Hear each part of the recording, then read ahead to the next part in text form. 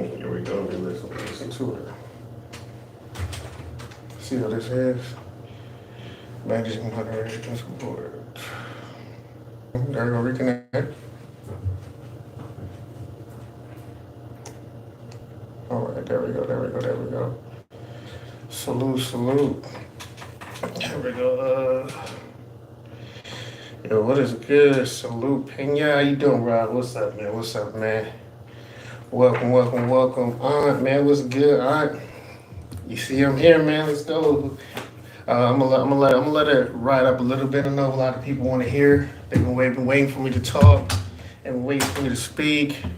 It's been a long time coming. I want to appreciate everyone who's been reaching out, talking to me, telling me to do this, getting at this, giving recaps, giving my opinion on things, and then also telling, just a little bit insight I got. Not gonna tell you from who, from where, but it is what it is. Actually, hey, tell me how does it sound? How does it sound? I don't have no earphones or earbuds. I don't know how it sounds. So let me know what's going on.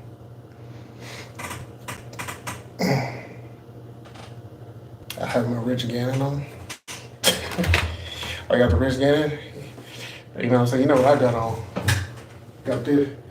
I know a lot of people don't like. A lot of you didn't like him here, but I got that on representing for the first, for the first live. You know what I'm saying? We'll put something on special. You know what I'm saying? Got a couple things there because people say I don't wear anything. Raiders. Sounds good. Cool. Sounds great. How we feeling out there, man? How we feeling? I know it's supposed to be on at 7:30, but what's the call? Some things came up. You know what? I had to take a shower to wash off the stench from the game, but how's everybody doing out there, man? What? That's something. Give it another minute or so, and I'm gonna get into it. Got a couple of notes. I'm gonna be all over the place today. I want to be a little bit better organized, but man, it is what it is, man. I know a lot of us is upset. A lot of people who had expectation was talking 10, 12, 13 win team. I know a lot of them have been overreacting. I'll be honest, I wasn't even really watching people. I know a lot of people probably been throwing things, taking their hats off. I was talking to a couple people earlier. They said they're done with the Raiders the rest of the season. They don't want to watch no more games. After today, I understand why you wouldn't want to watch no more games. This was a rough one. We all wish we could do better, but this is the team we got, right? Damn, it's like wishful thinking. To be honest with you, Robert, we can say we wish we do better than a lot of things, but this is what we got, and we got to be realistic with what we have. I know the optimism of a lot of people thinking, moving on name recognition and stuff is what it is, but they ain't who they are. They ain't who they are. As Dennis Green would say, they are who we thought they are. Salute, Joe, man. Appreciate you for jumping in here, man. Appreciate y'all. But let's get into it, man. You know what I'm saying? It's my first one. I ain't expecting too many people, so I am running a little late, so I want to get this done. So let's recap today, man. Ain't really too much to recap today. I will say there were some things that I did like and things that something we could a foundation. There's a foundation somewhere finally on the team. I finally seen it. I had an epiphany moment. I seen it. But I'm gonna get at that. Do y'all want to talk about the good, the bad, or the ugly first? What y'all want to talk about first? Y'all want to talk about the ugly first? The ugly. It was pretty bad, man. 0 points. Being shut out by Minnesota. Well, we had what, eight punts. 8 punts. I think we had 5 3-and-outs, 3 turnovers, 2 fumbles. Renfro, third and Renfro starting to look like Renfro started to put the ball on the ground. So we had 2 fumbles, 1 interception, bad interception at that. In a 2-minute drill, trying to go in and win the game. The game was set up for him to take that next step, but as you can see, he made a rookie mistake. Ricky Reed Brian Flores called an amazing spy play. Saying he hit the middle linebacker. He jumped right in front of the route in front of Davante because they knew they were going there. And that's just when you pick up on tendencies of the play call and you pick up on the tendencies of the actual players and the quarterback. That's just Brian Flores. Just in he's just in the room. That's video. That's just a coach being good, coach being great, and just knowing what's coming. He took advantage of the rookie and he baited him into it and he threw it right to him. So salute, hats off to Brian Flores. He was a guy who was a candidate that should be interviewed or getting an interview from us. That's one thing. Well, actually, let me see. I'm gonna pull some stats here real quick.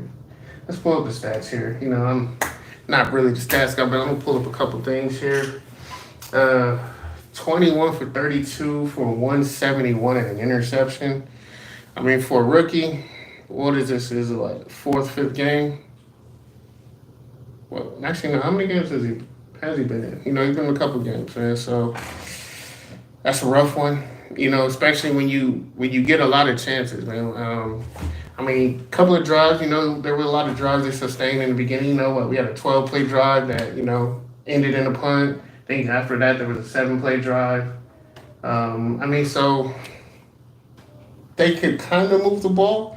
It wasn't sloppy as penalty wise. I believe we only had like four penalties. Four penalties, so that was clean.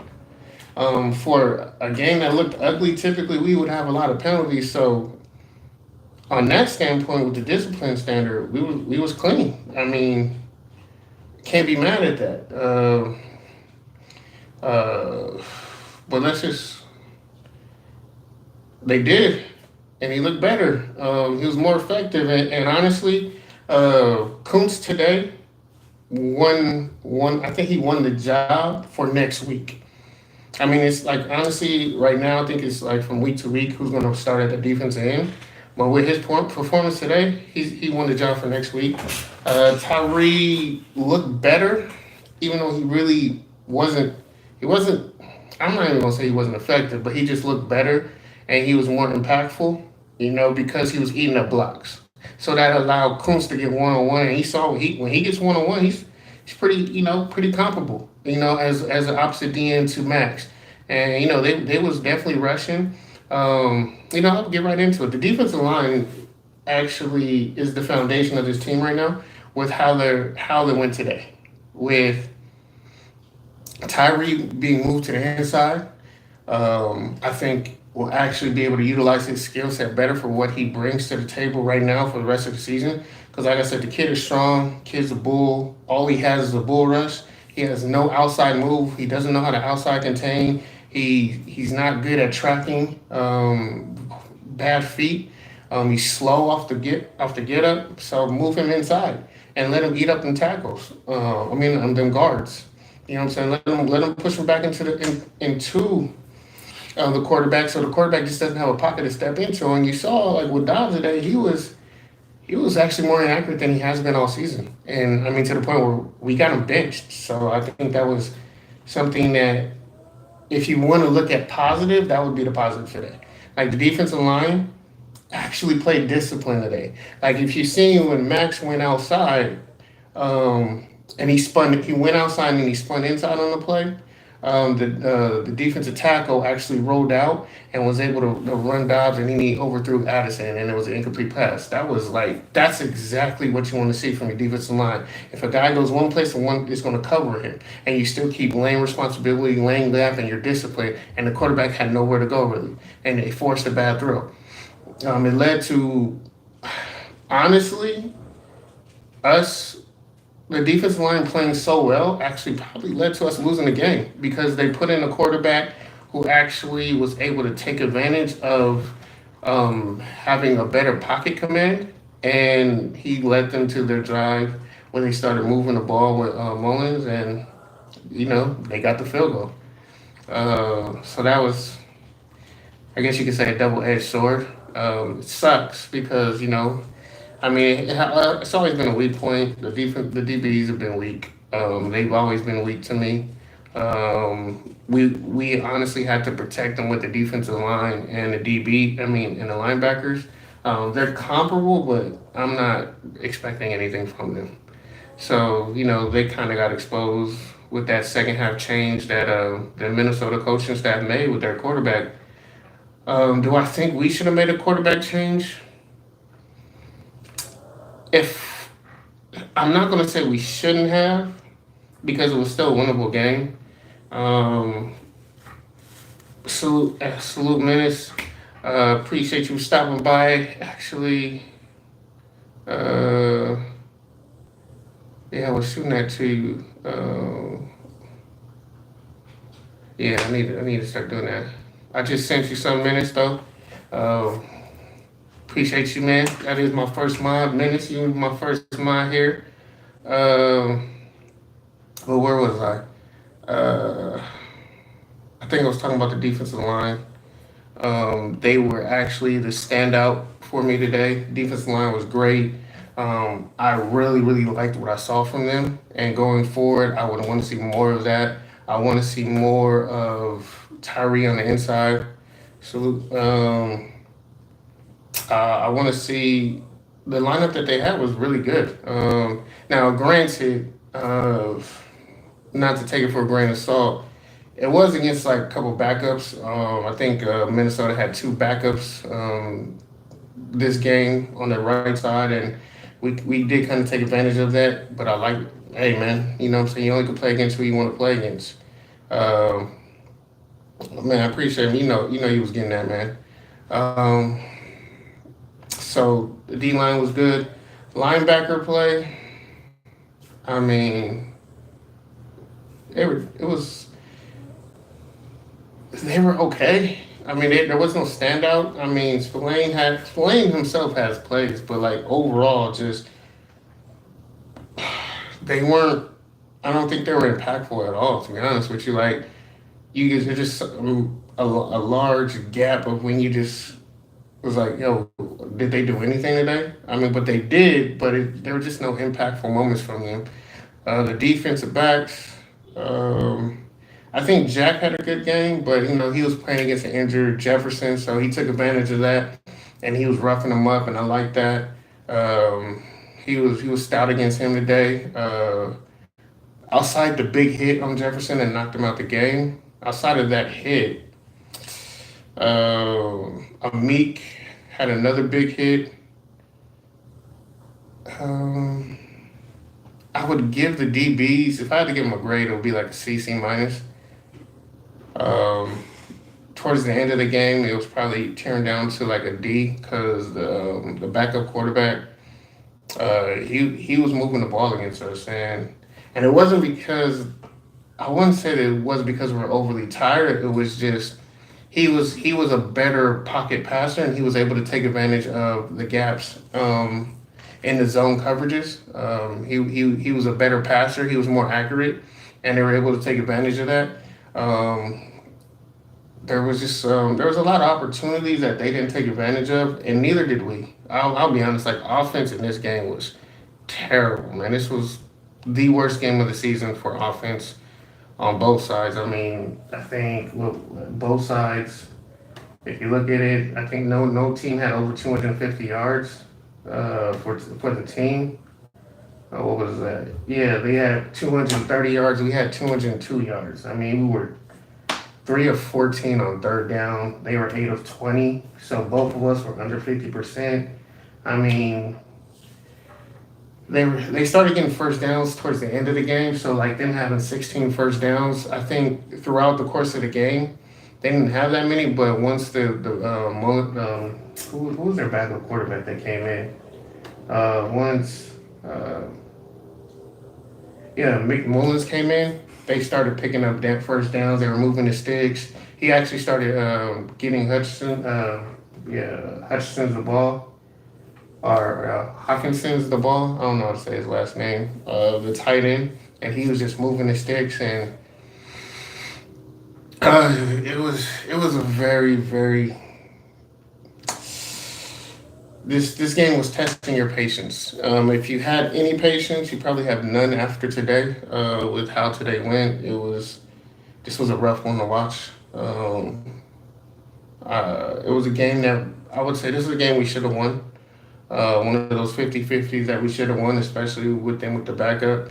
I mean, granted, we had a rookie quarterback, but how I felt more comfortable with AOC. I even said I thought this was going to be the game that he was actually going to get a comeback victory, and it was set up for him to do that. And boy, did he let us down? I mean, first time opportunity, 2 minute drill, you just throw a pick, first play, which was again, you got to tip your hat to Brian Flores.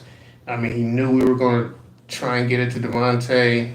And typically in like games like these, we will force it. And he knew we would force it, and he just threw a ball that he shouldn't have threw. I mean, he definitely had other people to throw it to or checks downs.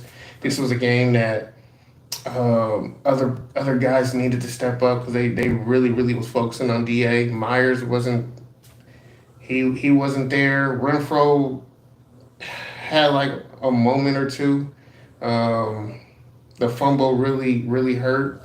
It killed momentum, especially when we were down there because I don't think we were in the red zone at that time. So we actually were going to put points on the board. That took points off the board.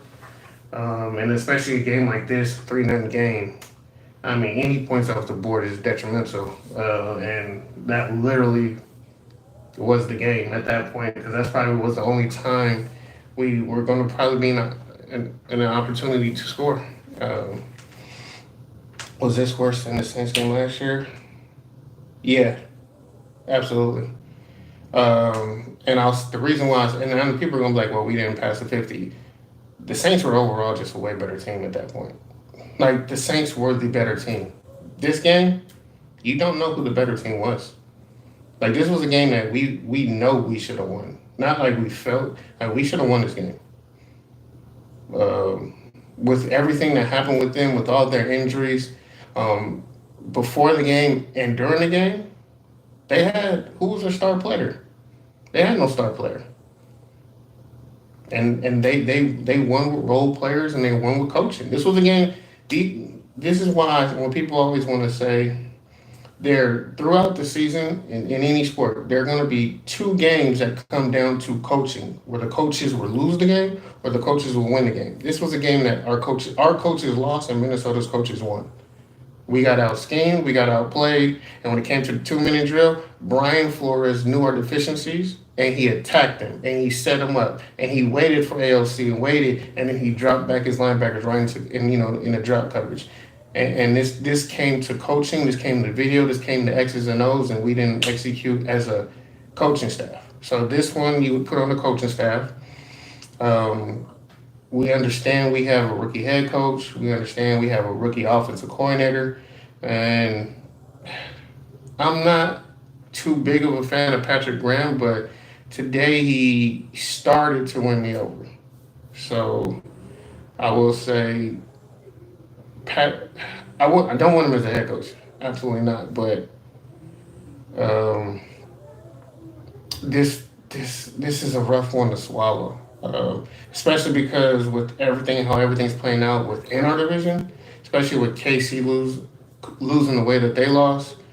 If people were still hopeful of the playoff picture, I really wasn't. But I'm saying we are technically still were in the playoff picture with how a lot of games went. This was a very, very big game to blow, like we blew it.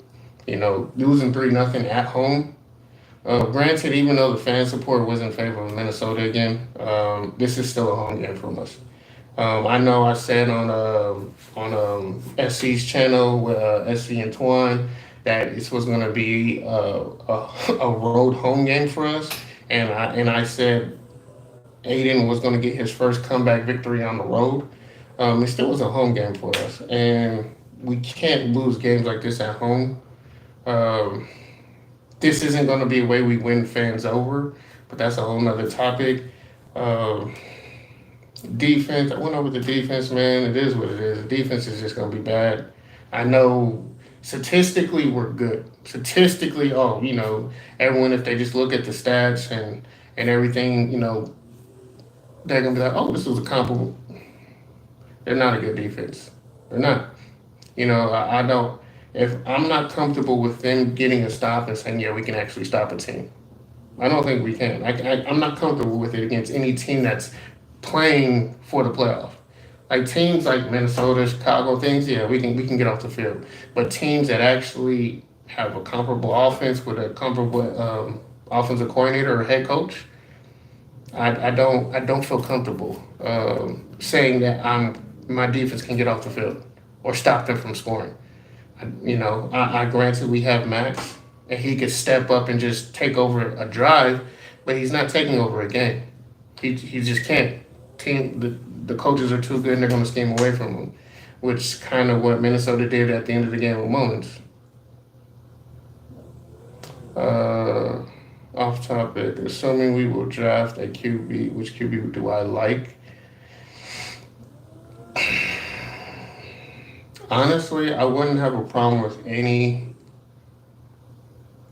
of the quarterbacks. My issue that I would have is the offensive coordinator we surround him with. Who's going to be our quarterback coach? Because a lot of these quarterbacks coming out right now are good quarterbacks, mobile quarterbacks, quarterbacks you can build around. I'm not too fond of Bo Nix in the pros, but he will be a serviceable quarterback if you built a defense. Just for him just to manage games, can he make plays? Absolutely, he can. Does he have an arm? Can he throw it down the field? Absolutely. Um, there's Bo Nix, Phoenix from Washington. He's one that I would think they would have to change his mechanics a little bit. I think they're going to do that in the NFL, so that might give him like a little setback. Wilson is the most ready, but I think he's possibly the weakest one mentally out of all the quarterbacks, but he has the most talent and has the most upside out of all of them. Uh, who else is out there? A kid from North Carolina. I'm not. Wait, who else? I got to look. I can't remember who's out. Who else is out there? I really just been watching the kids from the pack. The kid from Texas is pretty good if he comes out, or I think he's going to transfer. I think he went to the transfer portal, honestly. But the quarterback class will be decent. But again, I'm more worried about who we bring in as an offensive coordinator and to find out what our scheme is because, I mean, I heard what AP said when he took over. We still don't have an identity. We know what we want to do, but they're not doing it. Like, I think Josh Jacobs had 13 carries today. Yeah, he had 13 carries. I mean, overall, they had 17. We had 17 rushing attempts in a 3-0 game. 17. That's not a team that's trying to run the ball. And granted, I don't think we were built to run last year. This year, we weren't built to run, and the scheme is showing it. Whoever's calling the plays isn't setting we're not setting the tone for being physical. They're not being physical enough at the point of attack. I honestly don't know what they're doing or what they're trying to figure out or what they want to be. Still trying to figure out, being optimistic or just waiting to see something. But I mean, they're like a 50-50 team. They honestly, I think it's more 60-40. They want to pass now. I think they're trying to groom and see, and they're actually challenging and testing O'Connell to see if he's the guy. But as a guy who's an intern coach, like, you're trying to win at your job as well. And I don't think, I mean, if Aiden does well, then that could be a way to solidify you being the head coach. But I don't think he's good enough. I don't think he's ready. Not in this scheme. I mean, we have far too many other guys who need to touch the ball, need to have the ball, for you to be getting 0 points. I mean, yeah, what's up, Pizzle, man? Appreciate you stopping by. Appreciate you stopping by for the first, live. But yeah, but I'm really just here. I want to see what a lot of people have to say. I know a lot of the Raider chats that I've been in, or people who were hitting me during the game. I know a lot of people have been upset at their boiling point, breaking point. People saying, the season's done, it's over, and I understand. I definitely understand the frustration. I understand people getting upset. I understand people throwing and taking off their jerseys, burning jerseys. Now saying, AP ain't the guy. He's not this and that. After everyone was saying he was the guy just a couple weeks ago. But what if? Hey man, yeah. Right now, it's my opinion. I'm not saying anything that I know that I'm aware of or people who I've talked to. Like honestly, I'm just giving my critiques of what the game was. Like um, you guys saw what it was. You guys saw just as much as I saw, and it was. I don't know how much you could watch or stand or engulf of this because this is possibly the worst football I've seen at the pro level in a long time. Like this felt like high school level at one point. Like on the offensive side, the defensive side. If you're a defensive guy, you love this. But on the offensive side, this was some of the worst football from two NFL teams that you could see, and and it wasn't because the defense was dominating. Like no defense was dominating. It was just they were bad. And you have all pros. You had all pro receivers on both sides of the ball. Even though one was a little bit hurt, you still had all pro receivers, and even they looked pedestrian. So I mean, there's a lot of work that needs to be done. I've been saying this. Y'all know how long I've been saying it, especially on other people's channels. But I'm gonna say it again. Like we were not good enough. We were not good enough. I never saw 10 wins from this team. I did say this team could be better and have less wins than we did last year's team. They could be better, but still have less wins. A lot of people were like, "How is that possible?" I was like, "You can play better, but lose games." This was the worst Raider football game I ever seen in 48 years watching football. I mean, I would say on one side of the ball, yeah, but then you also can say last year against the Saints, what was worse? Uh, I would say this was worse, but I mean, there is an argument that you can say last year. I mean, a lot of people will want to say last year, um, but nah. I mean, you probably could be right. I think this game was on the offensive side the worst that you could see, and it wasn't because we're playing a dominant team. It was just bad. It was at time it was bad coaching. Other times it was bad. It was just bad on the players, individual players. Um, it was just, and it wasn't because of the lack of effort. It was just, I guess it's hard to put it on, like it's because it's not lack of effort. It wasn't because they weren't in tune with the game. It wasn't lack of focus. It was just,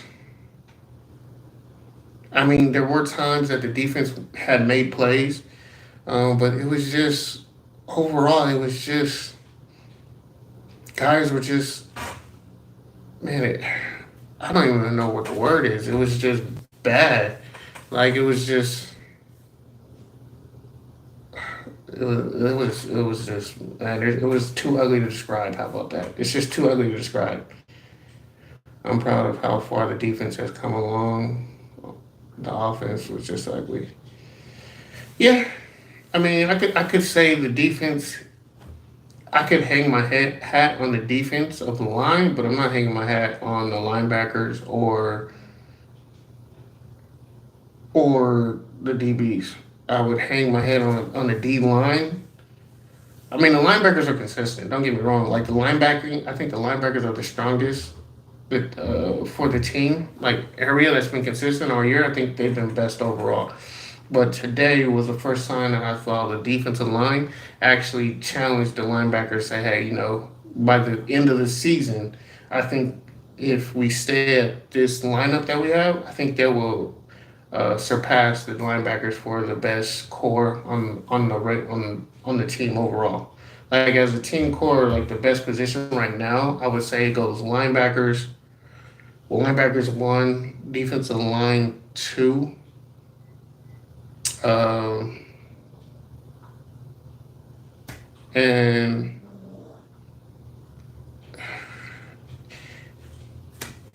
the wide receiver room and running back room, I would say, would be like the top four.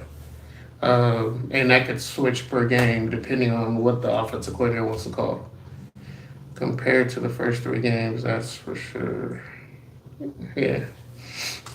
Well, what three games? Like the first three games of the season with Josh McDaniels, or the first three games with AP? Because I mean, honestly, we've had two different seasons. So, um, so like I said, we had two beginning of the season. So, three games with Josh. I mean, I'm trying to remember how that first three games of the season. I'm trying to remember it. That feels like such a long time ago. Even though that was just this season too. They beat Denver when we showed. Oh yeah, Denver game we won. Buffalo and Pittsburgh. That was a bad time too. Damn. Yeah, and we should have lost that Denver game too. Like Denver handed us that game, and I think people are starting to see that Denver was a better team. They just gave us a gift. Um, the Pittsburgh game feels like two. How does it feel like 2 years ago? Yeah. Honestly, yeah, it has been hard watching the offense. Especially they've 100% regressed from last year. Uh, which is why I just didn't understand the moves that they were making, or what concept they were trying to do, especially after they established something that was successful last year, and to not build upon what was successful was like that was the reason you got fired. Like, yo, you had success at this last year, and you going total opposite of building upon that, and you're not wondering why you're not successful. Like it's like you're deliberately going against it because if it honestly was a vendetta. Like I mean, I guess we were talking about it now. Like, yeah, he had a vendetta, man. He was setting Josh Jacobs up to pay him less at the end of the season because he's going to base it off the numbers. Like y'all want to know the absolute truth of what Josh McDaniels and Ziegler were doing? They were setting it up because there were certain statistics that Josh needed to hit. That if he doesn't hit, they didn't have to pay him certain numbers, and that's what they were doing, and that's why it got someone found out, things got leaked. They got back to certain players and agencies, and that's why he got out of here. That's why he got fired the way he did, and with Ziegler. So that's the story. Um, but that's why it just didn't make sense why we went the total opposite, especially with a rookie quarterback to do what we were doing. Like it would be justifiable if you had Derek back there and you were like, yo, we have Derek Carr back here. We're throwing the ball and we're not trying to run you the ball, even though you're the rushing champ. That would make more sense, but you can't justify that with a rookie quarterback not running the ball. And even right now, I'm getting frustrated while talking with y'all, realizing, regardless of Josh Jacobs is on my fantasy team, this game right here, this game possibly is the season, because if we did have any chance of squeezing into the playoffs picture, this was a key game that we needed, especially where we were at in the standings and where the standings are, with how everything is playing out right now. Because now we're 5-8. With this, we would have been what, 6-7, right there. 6-7. We still would have been in par with the other teams that are 7-6. So we would have been right there with the Broncos. So this probably was the season. If we had any chance of getting into the playoffs, this was a big loss. Especially to lose 3-0, especially to have the Russian champ only getting 13 carries before he got hurt and walked off the field. I mean, he had 13 carries going into like 3 minutes or 4 minutes left in the third quarter. I mean, in this type of game, he should have had at least 15 touches. Unless you're really just throwing the ball, and we weren't throwing the ball like that. We weren't throwing the ball crazy. Um, and even if he wasn't getting touches, I think the other running backs, Jameer White should have got more touches. Abdullah should have got more touches. I mean, they were hinting to it where they were giving O'Connell options to audible out of things, but they're giving too much responsibility to a rookie, and he's just not seeing it. Um, I felt they should have. This was a game I think if Jimmy would have played, we would have got this victory with Jimmy at quarterback. Not saying going forward I would want to see him in, but this was a game that I would have liked to see us. The Minnesota Vikings made the change. I would have liked to see us make the change too, and went to our veteran quarterback in this type of game to make a veteran decision. Even with the play he's been playing at today, playing at up to date, in the NFL this year ain't been good. But as a veteran, I think he would have been a better option. He doesn't make that throw to Davante. He doesn't make that throw. I don't think. That's just my opinion. They were sabotaging players. Absolutely, yeah. They've been doing it for the last 2 years. So, if you can sabotage your franchise guy who's been the face of your franchise, you can sabotage anybody. And like I said, with everything that was going on, with what was happening with the NFLPA, with their investigation that was going on, with everything that was happening with the agencies, and the whispers that were going around, front offices around the league, the rumors that were going to be coming about, yeah, we weren't going to be, we definitely weren't going to keep a lot of guys, keep a lot of veterans. We were going to become a younger team, and we're already quite young already as it is, with key guys. So getting younger is crazy, which is going to get into, I guess, the topic I think I have is who is to blame?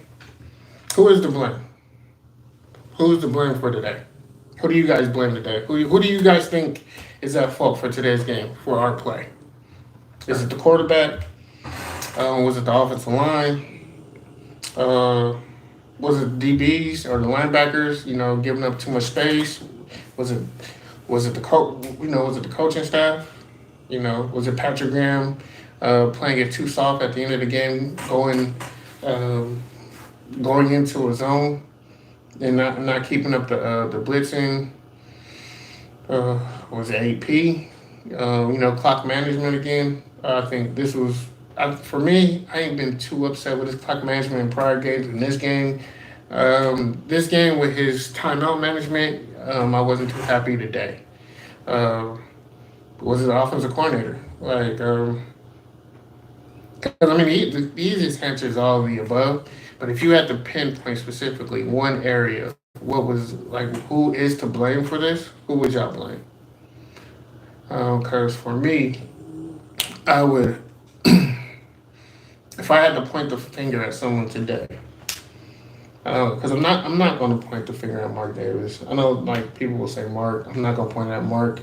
If I had to point it at anybody today, I would point it at the offensive coordinator. I would point it at him with the scheme that they had.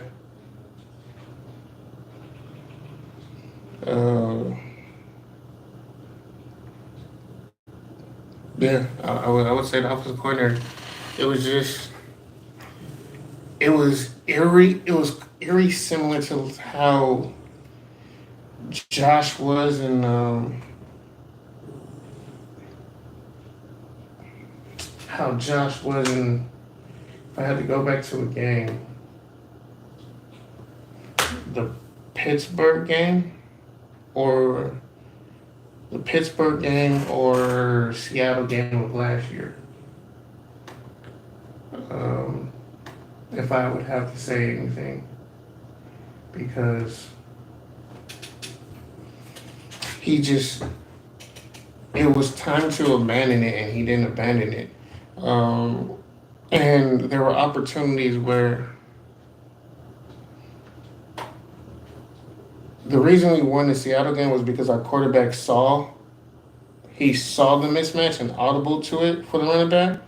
But in this game, our quarterback didn't audible to it when we had the advantage of running the ball, but he stayed with the play instead of audibling out. Um, so I guess you could do the combo of the quarterback and the offensive coordinator, but I put it more on the offensive coordinator because I would feel as the rookie he is, without getting all the first team reps in OTAs and just going in as a starter in the beginning of the season. Um, he's I don't think he was ready for that to put him in that situation and yeah, it's just hard to put him in that situation and think he's going to make the correct read at that time, especially having like he's kind of in like Derek Carr situation. Like he's had two offensive coordinators now. I guess you could say it's two different philosophies. Even though it's still one person's playbook, still one playbook, but I wouldn't have put my rookie in that situation. For that, I mean, you can, but um, he need. I feel he needs more coaching to be comfortable with that because he's still not even. I mean, he's making good reads with sliding protection and all that. And I honestly felt that the protection slide should have been more on the center, just so he can be more relaxed with being able to read the linebackers and reading the defensive backs. But I mean, but this is part of the process of development for him. So I mean, he's a smart kid. Went to Purdue. He's a super senior. He's an older guy, um, family man. So I mean, he's dealt with pressure. So unfortunate today, he just didn't see it. We took an L because of it.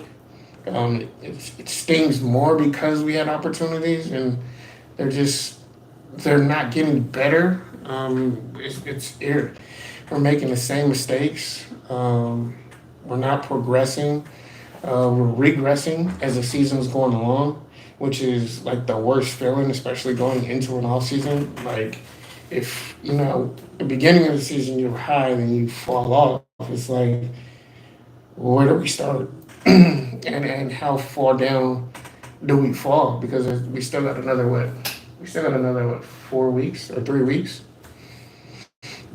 Cause it's week 14. Um, so how far do we fall? Right now we had what five wins. I believe we're drafting what 10 in the 10 area. So at that time, what type of quarterback, if you're going to get quarterback, what type of quarterback you're going to get? Um, Shoot, I'm gonna be honest, and like you said, y'all been hearing me say it. I'm one of the people who are. I'm a guy who's saying we need to trade Davante Adams. We need to trade him. I'm gonna be honest. I don't want to lose him for nothing. Um, he's not. We're not getting better. We're not playing for a Super Bowl. We're not going to be playing for a. I mean, unless we make all the right moves in the offseason, unless we make all the right draft picks, I don't see us playing in the Super Bowl next year. I'm not going to sit here and say we've been consistently losing all year because we haven't. We have 5 wins, so we're not consistently losing. It's just unfortunate for us. It's just the losses pile up when we do lose.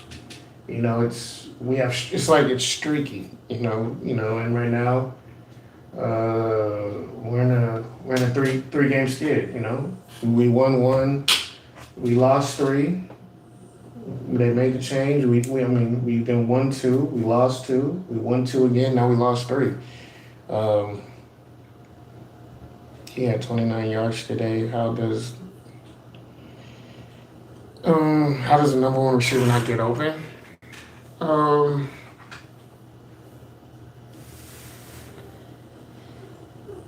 it's not. I think a lot of to address that, how people. It's not that he wasn't open. I mean, granted, there was a lot of bracket coverage on Davante, which is why there was a lot of opportunity for other guys. Like Jacoby should have had a way bigger game. Renfro wasn't working to a good game, but the fumble set it back, and then people started losing trust in him. And then AOC didn't want to, wasn't comfortable. Uh, our other guys should have been able to get involved. Carter couldn't get involved. Tucker, what I'm saying, he couldn't keep his hands on the ball on the sideline where he dropped that one. So I mean, it was just all around. It's a bad game, and it leaves a bad taste in your mouth, and it just makes it worse because this is 3 losses in a row now. So a lot of people are getting frustrated, and or a lot of people who overvalued the team. You say we're doomed for the next 2 seasons. I mean, we were with Josh McDaniels. Luke Kev. Now, we still can be, but we have to hire right. We have to get the right people in the right positions. We have to trust the people who we hire. That's what's been the biggest issue we've had with the coaches we've hired. The most recent coaches we've hired, they were not trusting the people who they were hiring and paying. Like if I'm bringing somebody on, I'm trusting that guy. So too many guys had too many roles. Josh McDaniels, John Gruden, too many roles. But you see what happens when you start delegating responsibility and you can just focus on certain things. Like with Rich, he didn't take on all the roles that our last 2 head coaches did. And you saw what happened. He was more involved with the players. He understood what was going on with his players. He can sit down and talk with his players. He had more one-on-ones. You know what I'm saying? He would delegate things to individual people so he wasn't overwhelmed. And you saw how that benefited the team. We got into the playoffs. When it came down to the 50-50 games, we weren't winning the 50-50 games. DC was able to eke those games out. Even when he was playing bad, he still was able to eke those out. But then they made the change. Then you have Josh McDaniel and those 50-50 games, them close games that we were winning last year that got us that we're winning 2 years ago. We weren't winning them last year. Why? Because it was just one voice, one monotone voice that wasn't a motivator. And you saw what happened. And it was quite similar with John Gruden. Gruden was just not the same. Gruden was a way better motivator. You know what I'm saying? Even though he kind of was a bad coach his second go around, I mean, he still knew how to talk to men. He still knew how to address men. He still knew how to motivate men. He still knew how to get guys to play for him and listen and sit down and listen to him. Regardless if he didn't like you or not, he can sit down with you and talk to you and have you listen, and he would understand that. Now, if he didn't like you, he probably got rid of you at the end of the season, but he still would play you. He still would understand who's his talent and would try and get the talent the ball. Now, the way he would go about it, not too many people, would agree, but he still would get guys the ball who deserve to get the ball. More corruption from 2 head coaches that wanted 2 GMs to be yes men. Yeah, I could argue. I don't know how much Josh McDaniels was like that, but I mean, with the results, it does look like that. So, and when you have that, and when you have the coach GM aspect, it's not too successful. Outside of a couple people. So I think that model should just die, especially with the whole Bill Belichick way. I mean, like I said, that's just he made that work, and only he could make that work. I know people are gonna say Tom Brady, but I mean, he was the one who found Tom Brady. So he made that work for him, and only he could do it. So that's why it only works with him. None of his successors could do it. None of his successors could rebuild it. So it's not surprising that everyone else fell when when he was successful with it. I agree on a lot of things. It's just you guys focus on the things I disagree on. Um, so I mean that's what's going to be hard because, like I said, to get back to the original question was how did Davante only have 29 yards? It was just part of it was it literally came to coaching, man. It literally came to coaching. Brian Flores is just a far better coach than our offensive coordinator, and he knew. I mean, Aiden Aiden has tendencies, and it's obvious. It's very obvious. He stares guys down more than Derek Carr. Like at least DC can hide it, or DC had pre-snap reads. So even if he wanted to go to someone, if he saw some pre-snap that was better, he's better pre-snap. Aiden doesn't have that yet. Aiden hasn't been in the league long enough to develop that yet. So when you tell him something and you're like, yo, this is gonna work, he's gonna listen to you, he's gonna follow it, and he's gonna, even if his instinct says don't do it, he's doing it right now.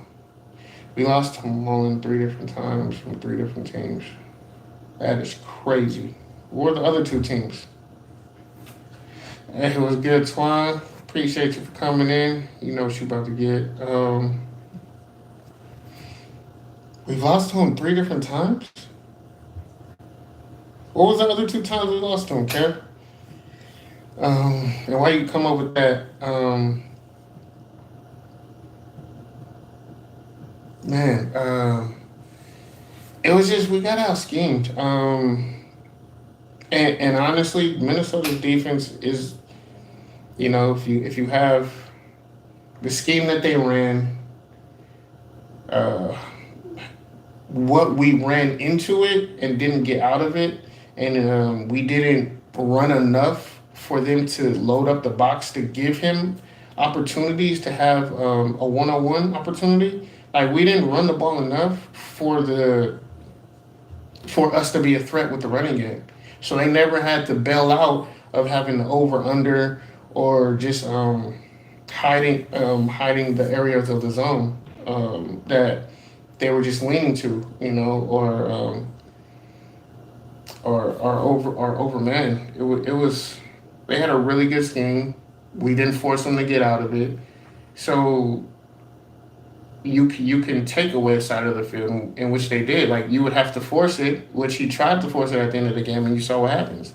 If you're going to force something in the NFL and you're late or you miss, you get punished for it. But when you're in the Big Ten or in college, you're not going to get punished for it because, it's just that half second matters. It really, really matters. And then when you're late, that half second in the NFL, or it could be a pick six. It will be the game, and that's what happened. He was late. Honestly, he wasn't late. He just forced it, and it wasn't accurate. He missed.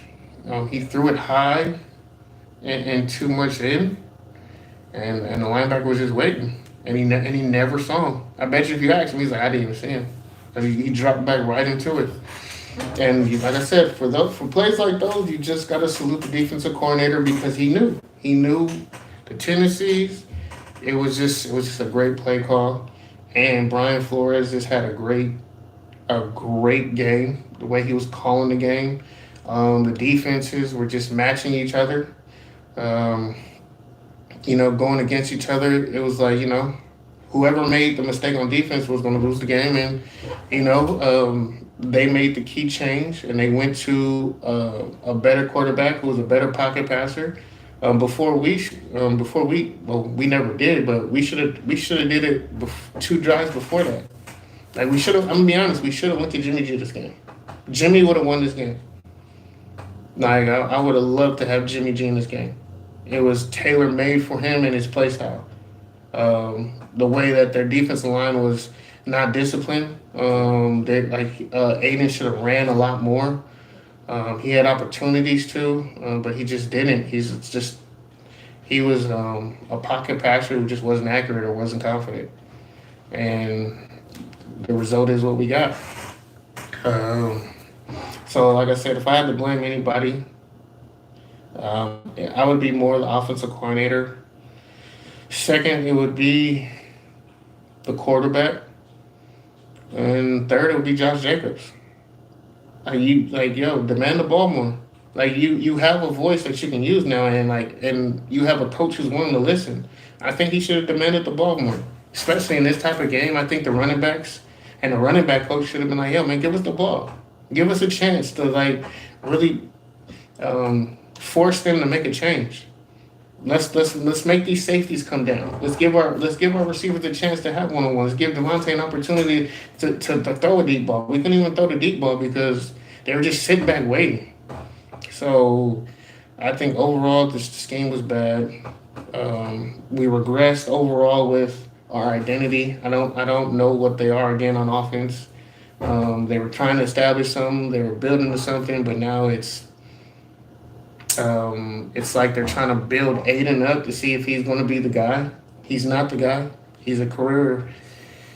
He's not the guy right now. I'm not going to say he's a career backup. He has an opportunity to be a starter, but he needs a young quarterback, a offensive coordinator that's a quarterback coach. Um, the guy from the Lions would be good for him. Um, he just needs a coach that can coach him up, because I can see him making the next step, and he would be decent. Yeah, he made rookie mistakes today, but he shouldn't have made them. He has enough he has enough tread on his tires that he's been on the road long enough to know I can't be making that mistake. I've been there before. I've made this mistake. I've made this mistake a couple of times already this season. So I shouldn't be making the same mistakes. That means I'm not learning. That means he's not progressing. So now, as a coach, you have to see like, why are you making this mistake over and over again? That's For me, that's not a rookie being a rookie. Like I know rookies who learn. You don't make that throw 4 weeks in a row. You don't make it 4 weeks in a row. You can't continuously make that throw. You can't continue. You have to learn from that. You have to see that, especially with that play call when you're throwing that slant. Your job is to look off that linebacker or know where that linebacker is. Pre-snap reads. You have to understand that. So for him not to make that read, for him not to be aware of that, for you to continuously make that throw and make that mistake on the slants and the throws, no, that's you not getting better. That's just you being out there, and because you're just the best option. I don't want who's just the best option, but they're not getting better. No, Vinny Testaverde was way better than the quarterbacks on our team right now. I would love to have Vinny Testaverde. Um, I mean, yeah, there are rookie moments he has, but the rookie mistakes he's making are things that he shouldn't be making still. He can't see his checkdowns. He's like 6'5". He can definitely see his checkdowns. He doesn't understand or know where his checkdowns are. So if you don't know where your checkdowns are, like that's another problem. If you don't know where your safety net is, especially in a game like this, where it should hey, if this is not here, you have this here. That needs to be addressed with coaching. But as you've seen, AP was more involved with the defense, and he's leaving the offense to the offensive guys, and the offensive guys are just not good enough. Like the offensive coaches, the quarterback coach, the O line coach, the running back coach, none of them saw that. The wide receivers coach, none of them saw that. Hey, I see you. No one was over there talking to him about it or addressing that. I'm not seeing him on the with the stills. He's not having the stills. He's not looking at. I don't know what they're looking at on the pads or the iPads. What do you mean you can't anticipate that? You're throwing the slant. You definitely can anticipate. What do you mean? What do you mean by that, Kev? I mean, or what mistake are you referring to? Like, what other mistakes that did he make that I possibly missed during the game? Because the one that I'm talking about is the one that, at the end of the game, where he had the opportunity to, to be the villain or be the hero, and he turned out to be the villain.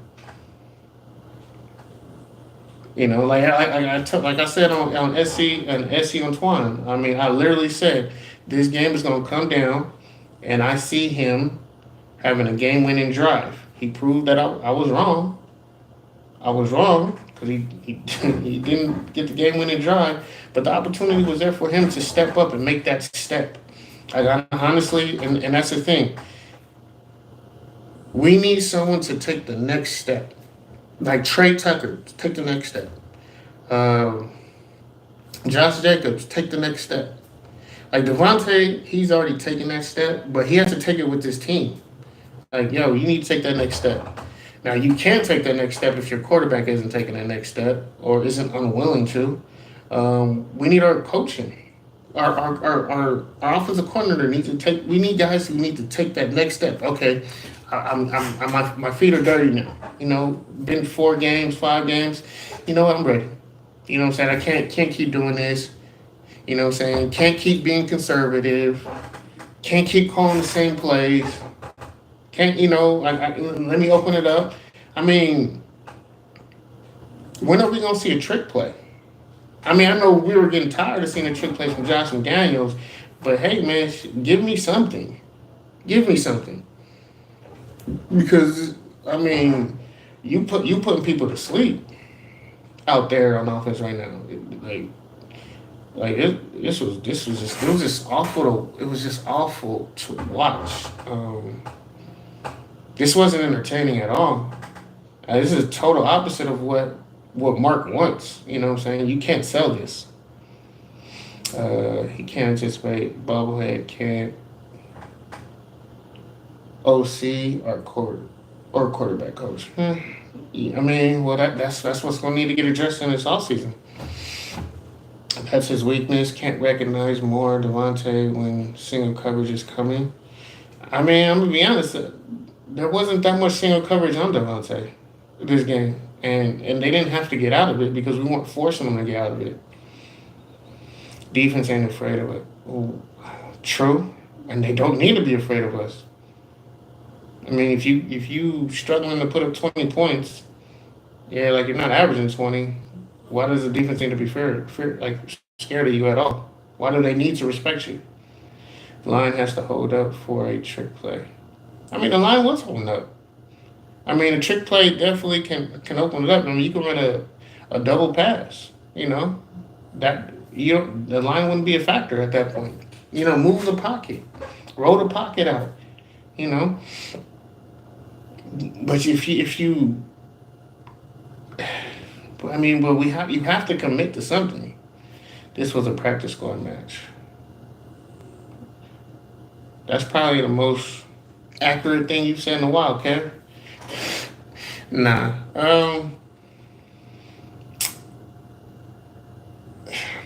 Damn. I mean, on offense it was. Defense, I wouldn't say that. Like the defense was making plays on both sides of the ball. They were having fun out there. The defense on both sides was having fun for a bit.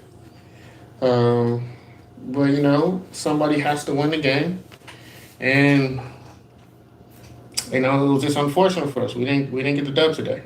We didn't make enough changes. We didn't make enough plays, and we just didn't win it. And when Josh Jacobs went out, I mean, you really didn't see no fall off with anything. And that's what the scary thing is. It's like, yo, when a star player goes down and there's no fall off, or like any type of, it was this is one of those games. It's like, you know what? I'll just take the tape. Hey, we're gonna look at this one time. Let's move on. Like this, that's this type of game. I mean, but I would want to treat it like that, but I don't think you can. There was just a lot of things in this game, a lot of teaching moments in this game that you would want to look at, but because it was just such an ugly game, you wouldn't want to look at it probably into the offseason. It's bad when you can't rely on your backup running back and quarterbacks. I mean,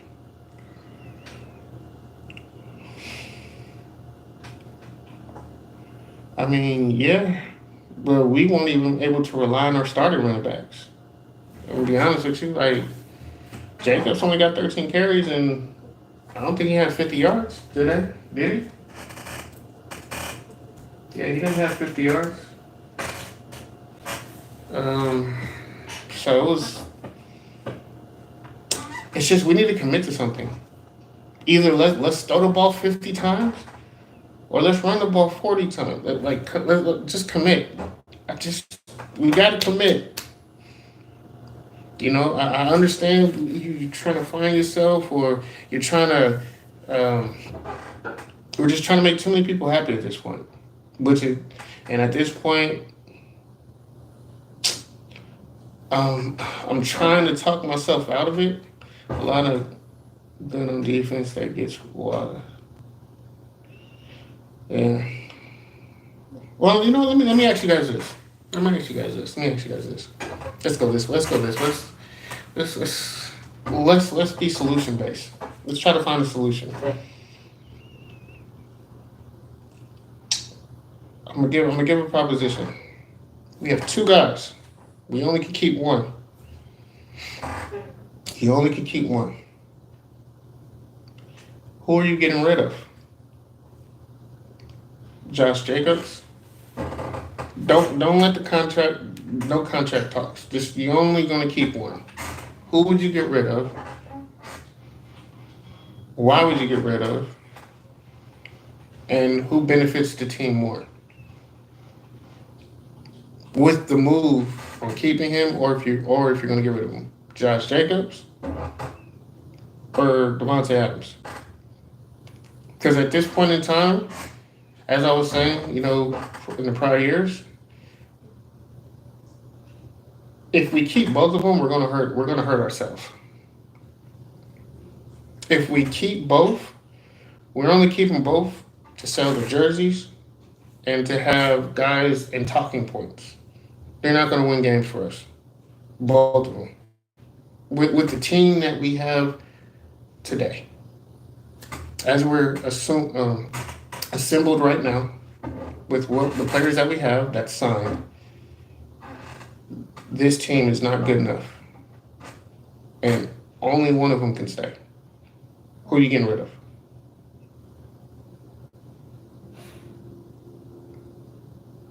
Why are you getting rid of them?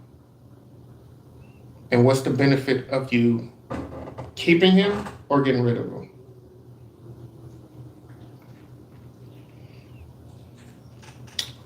For me, I'll go first. For me, I'm saying, and it hurts to say this, I'm getting rid of Davante. I'm getting rid of Davante because the value of him on the market over Jacobs is a lot higher. I get more in return. Two, I could demand more with Davante and ship him to a team if they're in desperation mode. I can demand more and request more. So a team that can win the Super Bowl this year or next year, could have won the team this year or next year, or possibly with the Jets. You know, like with the Jets, like if it was Aaron Rodgers, hypothetically, coming back next year, hey, I want two first. Doesn't matter what first, just give me two first. And you know what I'm saying? Or I say Davante, a wide receiver, and a first. Or a player for a position that I need. If there's a good DB out there, if there's a good defensive alignment out there, a linebacker that I want. I'm getting rid of Davante because I know I get value with that a lot more than I can with Jacobs. But I could build around Jacobs. It's easier to build around Jacobs. I personally believe. I know what I need for him to be successful because I've already seen him be successful. I know what I need to build for my defense or what I need to add to my defense for that to be stout. I got my superstar on the D line. I got I got a, I got a, I probably have to get a better linebacker, and I'm gonna need at least one shutdown corner. Um, and then I get a serviceable quarterback. I just I don't need no superstar quarterback. I just need a serviceable quarterback who can stay on the field, who's healthy, who can throw the ball down the field if he needs to, but also knows how to dink and dunk and just move the sticks. And I get a serviceable line, so when it comes to 3rd and 1, 3rd and 2, they get 2 or 3 yards. That's it. I could win with that. Let's see what you guys are saying. Kev, I'm keeping Adams. Jacobs can walk. It comes down to money and bringing in other free agents. So you keeping Adams because it comes down to money, and you think Jake Adams will bring in more free agents? I can see that. I mean, to play devil's advocate, who has Davante really brought in as a free agent anywhere he's been? I don't think he's brought in any free agents. Neither. I'm not sure about Jake. I think Jacobs might have, but I don't know. I don't think Jacobs has either. But I mean, depending on what Jacobs' contract is, I think Jacobs' contract is going to be cheaper than Adams. Pizzle, I get rid of both. I've said that before.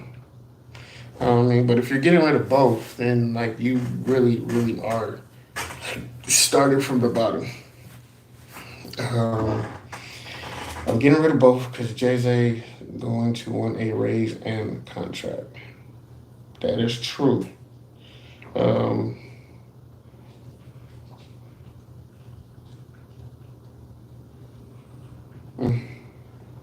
But if you only had to get rid of one, who would you get rid of? All eyes. We can franchise tag JJ. Doesn't make sense to get rid of him. I love DA, but we wasting him. So get a couple picks out of. True, but if you get rid of Davante, do you really have to franchise tag JJ at that point? I mean, you'll have the money at that point. I mean, because you no longer have a quarterback that you're gonna be paying. Well, you have Jimmy's contract, but we'll be able to get out of Jimmy's contract. So we got screwed in free agency. Nobody wanted. I mean, I don't know. A lot of people wanted Jimmy. Oh, a lot of people wanted Jimmy, thinking he was better than Derek. You know, so I'm not gonna avoid saying his name like other people avoid.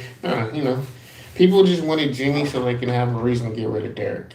Because they didn't know who to blame. They wanted somebody to blame, and they had somebody to blame, but they didn't really want to blame the people who were the issue. You know, Derek was never the issue, but he was just the fall guy, so it was easy. You know, but I don't. How did we get screwed in free agency? I'm not sure how we got screwed in free agency. Yeah, what's up, Seabass, man? Appreciate you for being here, man. You know, appreciate everybody that's come.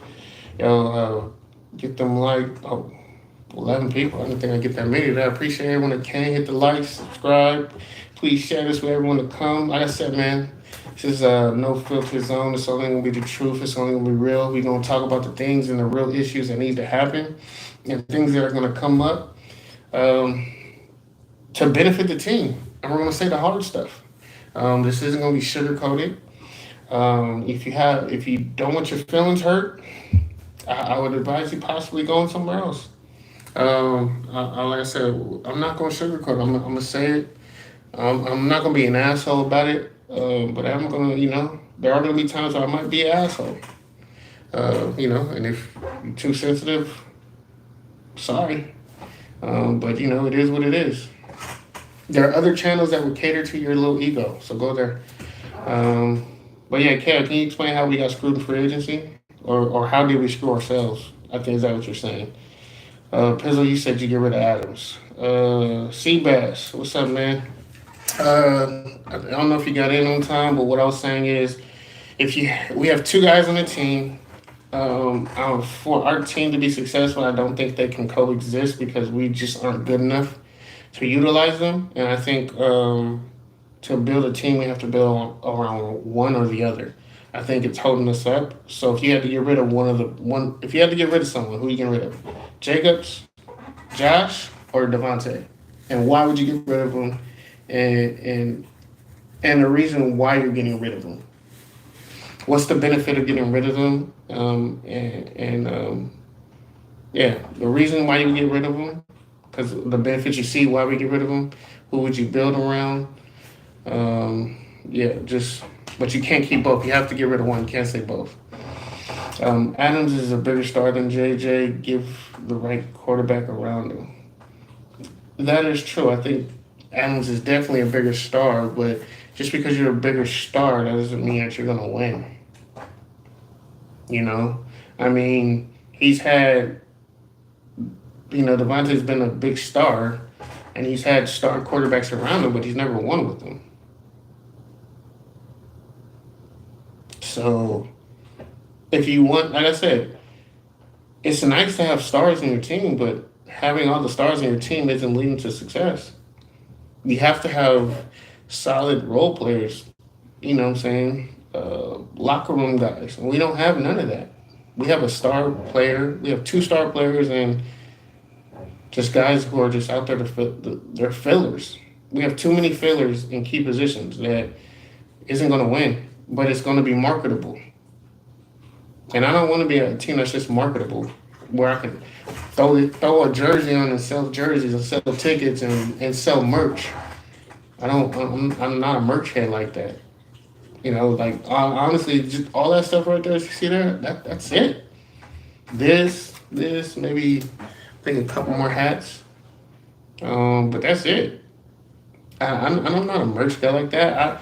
I don't even like rocking the jersey. I'm one of the people who don't like having somebody else's name on my back. It makes you feel weird, but I'm going to rock it because somebody bought this for me, and I appreciate the person who bought it for me. But I don't think stars, when you have a built team, stars absolutely put you over the top. But right now, we don't have a team that's built to win, that's ready to win now. So right now, the stars on our team are holding us back because we're so invested in them. We can't invest in developing the team, and we don't know which way to build. Like, are we gonna build and be a heavy passing offense, like Kansas City or the Bills or the Bengals, and just throw the rock 40, 50 times? Then let's do that. If we're not gonna do that, then let's put the money in the O line. Let's get a serviceable quarterback, and let's be a team that is a running team, a run heavy team. I would love to be like a Baltimore run heavy team, but it's still able to throw the ball with some serviceable wide receivers, um, like the Eagles. The Eagles don't really have superstar wide receivers. They have serviceable wide receivers, you know, and they have really good backfield and a very very good O line. Um, but I don't think stars is where it's at anymore. I mean, that's where it used to be, but where the NFL's going now, stars sell tickets. They don't win games. But I agree. I mean, I don't want to get rid of Antoine, but I'm gonna be honest. We have to. If we don't, we're gonna be stuck where we are now. We're stuck where we are now. Um, Appreciate you. And and none of us want to be here anymore. If like we are where we are now, we can't build. Our money is tied up within a couple people. I mean, like, and I'm gonna be honest, we have to really get lucky with who we hire and who we draft for us to really have any fighting chance. Because we're not really gonna get that many free agents. The big free agents that we want and need in key areas because of who we have right now.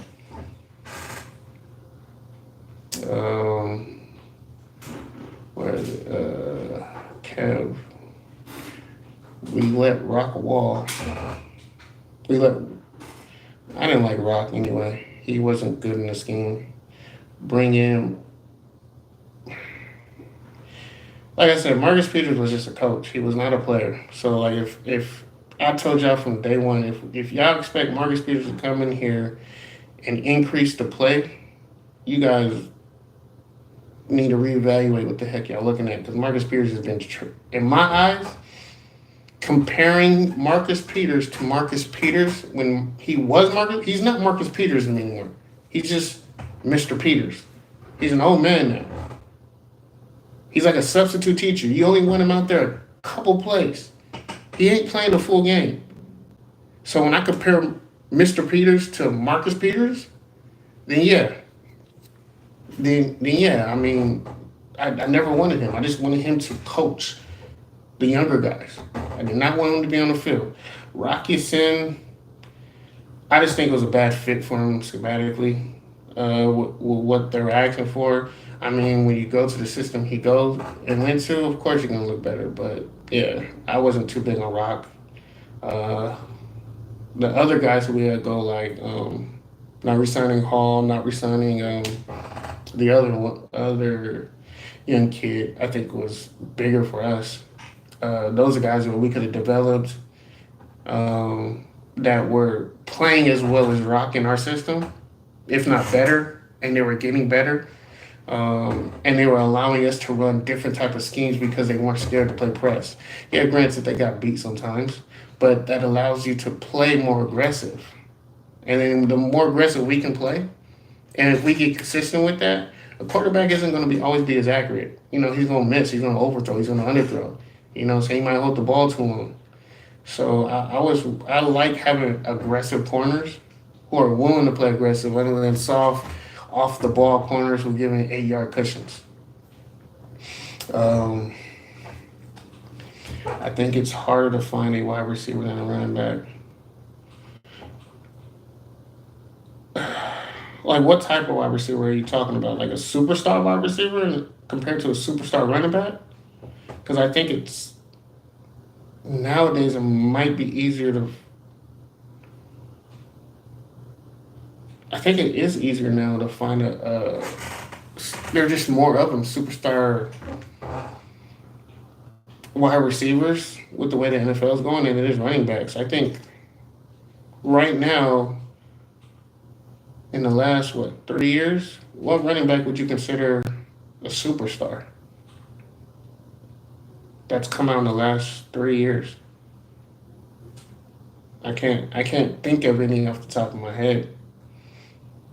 And I think it's easier to build a team around a running back. I don't think you can ever build a team around a wide receiver. A wide receiver is always going to require a quarterback. And if you don't have a quarterback, because having a quarterback or having a superstar wide receiver, you can have him, but doesn't mean nothing if you don't have an offensive line that can block for your quarterback, and you don't need a quarterback who can throw the ball and get him the ball. And if you don't have those two aspects, what's the point of having a superstar wide receiver? Because he's useless. He's not going to get the ball, and he's just going to be out there. And he's not going to be happy because a lot of receivers are very vocal. They're going to talk. They're charismatic. Cameras are going to flow to them, and they're going to talk eventually. They're going to crack. Especially how often they're going to put a camera in their face or a microphone, where they can speak. He increased his bank account. Who increased their bank account? Marcus Peters? So that's our fault for being dumb and just giving him money. Um, I don't think I'm gonna be on here too much longer. It's an hour 30. Like I said, it was just coming on to talk about that. I am gonna go live possibly Tuesday or Wednesday. Peter, yeah. I mean, can't get mad at him for if a team wants you, go sign with him. I can't get mad at him for that. But again, like I always said, I don't want to be the destination for washed up old guys getting their last contract. I don't want to be the last contract team. I'm tired of signing old guys, and hoping that they can just give an ounce of what they used to be. No, I'm cool on that. I don't want to give donations. I don't. I'm cool on that. Um, but I am gonna go live now. Like I said, you can go live now. YouTube is finally being friendly to me. Wednesday, and I'm really gonna talk about the last couple weeks. How's it been? Addressing the situation, how I feel about the coaching staff, how I feel about the ownership, things that I want to see that I would want to see, that we need to see, and what I demand that needs to happen. There's a lot of things that I would love to talk about, especially now that the honeymoon phase is over, and a lot of people now is like questioning everything after being all hunky dory happy for. It's just it's just this fan base is so bipolar right now. It's crazy. Like the ignorance within this fan base is ridiculous. Um, Not knowing how to just review football or know what development is, player development, coaching development, staff development. Like we need to start from scratch. We don't have no kind of staff development at this point. Um, we don't have no Mike McDaniels, who are in our video room.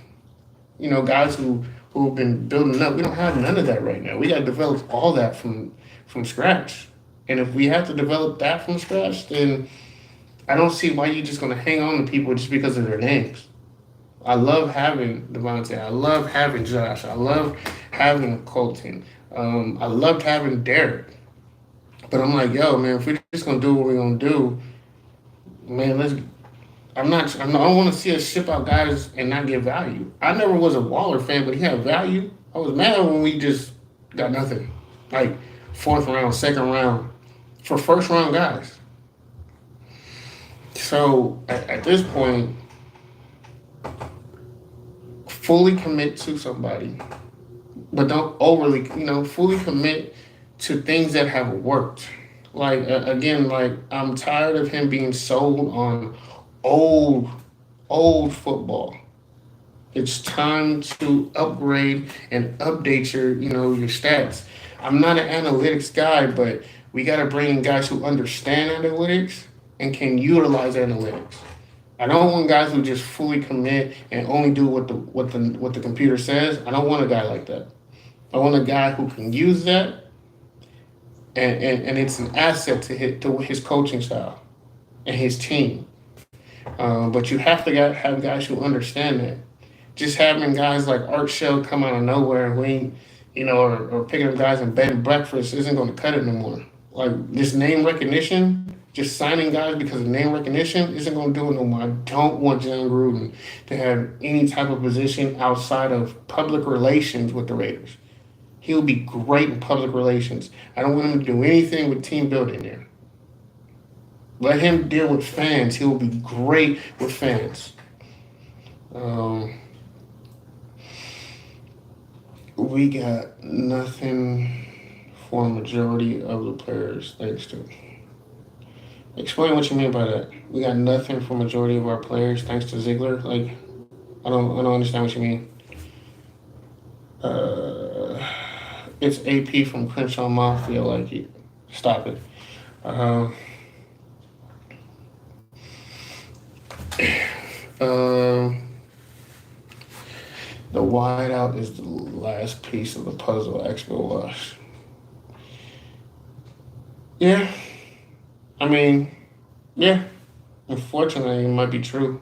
I don't like it, but it's true. It might be true, especially nowadays. You know, um, still trying to think. We got nothing for majority of our players. Oh, I get what you're saying. Yeah. Uh,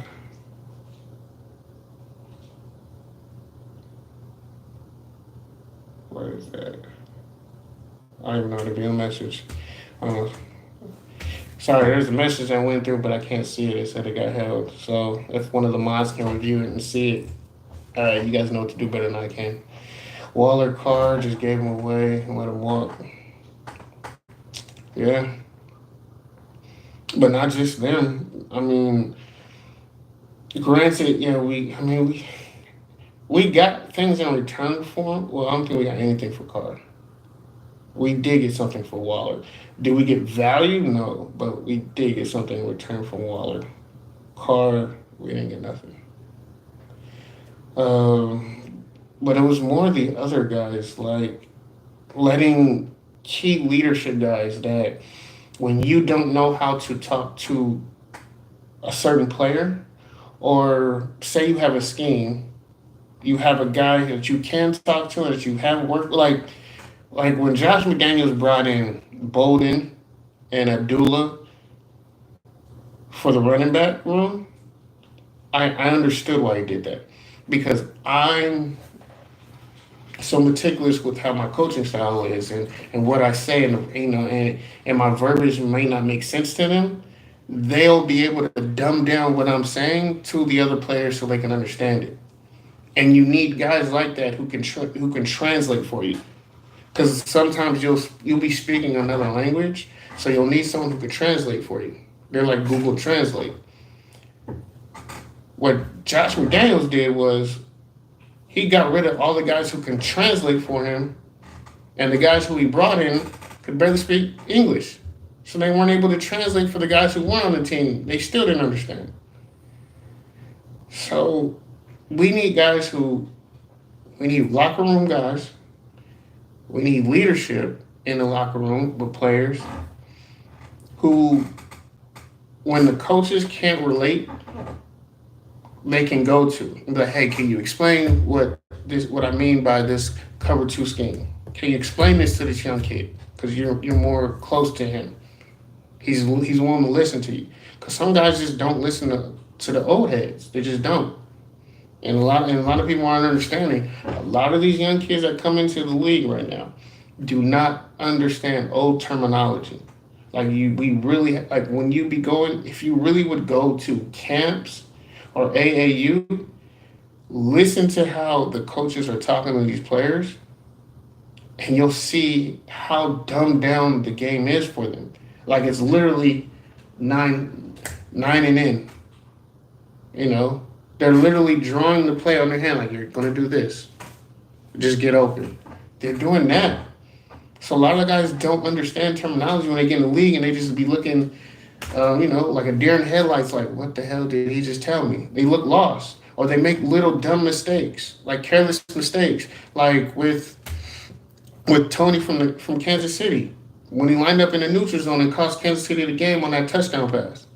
That like little things like that. Like, come on, he's literally looking at the ball and he's just because he's thinking about what he needs to do in the play. He just you miss the little things, and we don't have that right now.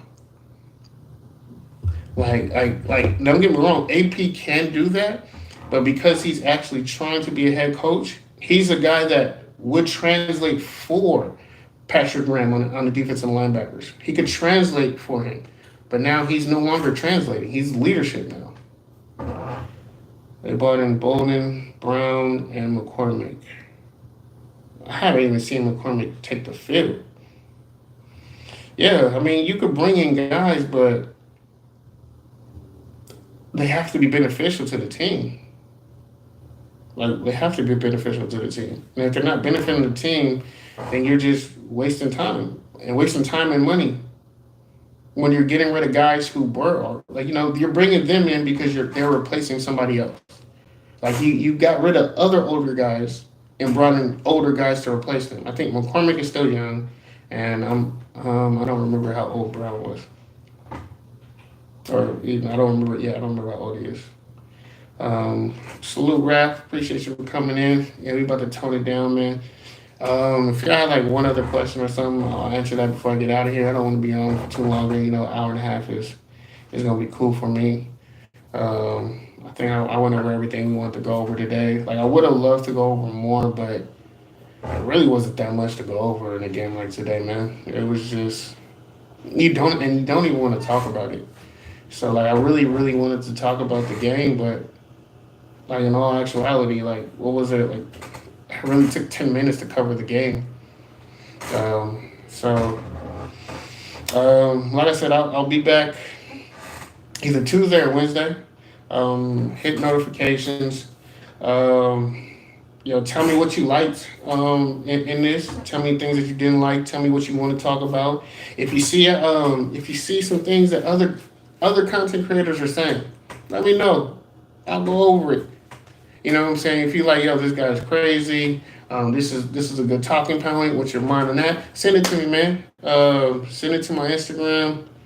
Send it. Put the topic in this. I'll review the comments. If I didn't get to anything in any of your comments, I'm sorry. Put in the comments. I'll address that in the next live. But again, baby, we here. We can go live finally. It's been a long, long time coming. I'm finally got the handcuffs off. To whoever who reported me, you a buster. I'm not gonna call you a female dog, but you a buster for reporting me on some bullshit and sucker shit that had nothing to do with me or my channel. So now that that's all settled, we here. You're not gonna stop us. I'm coming for everybody. If you're throwing out wrong or bad information, I'm coming at you. Whether if you say good, accurate, positive things, I'm still gonna come at you and I'm gonna agree with you. But like I said, I'm here to review everything. Any questions y'all have, things that y'all looking forward to, things that need to be addressed. Probably not on Wednesday, but in like 2 weeks, we're gonna address fans. We're gonna address how we need to be as fans.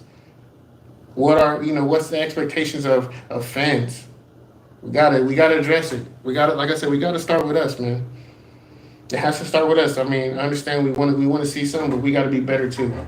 So with that said, again, thank you. I appreciate everybody for showing up. I am gonna get better. I'm gonna get some things. Tell me guys what y'all want to see, what you want to hear on the channel. I will be talking mainly Raider talk, but I will also be talking football talk. Like I said, I'm watching a lot more. I'm gonna try and include other people. Bring a lot of my friends on. Try and get some former people to get on here to talk. A lot of them don't want to talk. Personal things, and a lot of people aren't too fond of it, or they just want their content to themselves. So I'm trying to get some people on. People who have been giving me information, giving insight on what's going on. Try and give y'all the 411 on the deal, what's going on, especially what's going on in the locker room from what I hear, from what I've been told. The off season's coming up. Like I said, there's a lot of things that as an organization we need to fix and we still need to address. Because like I said, man, I'm here for Super Bowls. I'm not here for playoffs. I'm like I said, we got to playoffs already. We checked off the playoffs. Now we need to get to the AFC Championship game. We need to get to the AFC Championship game now. And I'm tired. I'm upset that two teams are going to be playing in our stadium and it's not going to be us. But like I said, with that said, man, I got nothing else to say. Thank you for coming. I appreciate y'all for showing up, interacting with me, taking time to listen to me and what I got to say. There will be more, and so much more coming. Interactions. Once I get settled and be able to get to invite people on, I'm definitely gonna start bringing you guys on so I can interact with y'all.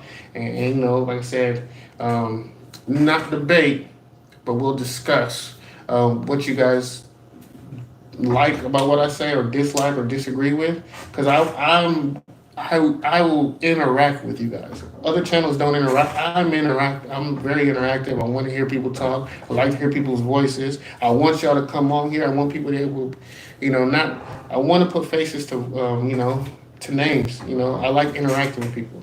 So with that being said, the people want to come on, man. The more the merrier.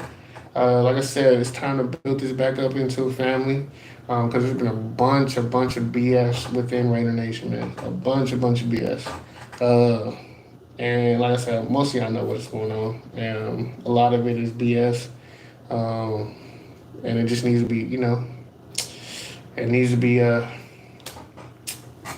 dealt with accordingly. So with that being said, thank you again. Y'all have a wonderful night. Don't let this dictate your week. It was a frustrating loss. Don't let it dictate your week. But y'all have a good one. Like, type it up, subscribe, send your questions. Y'all have a good one, man. Have a good night.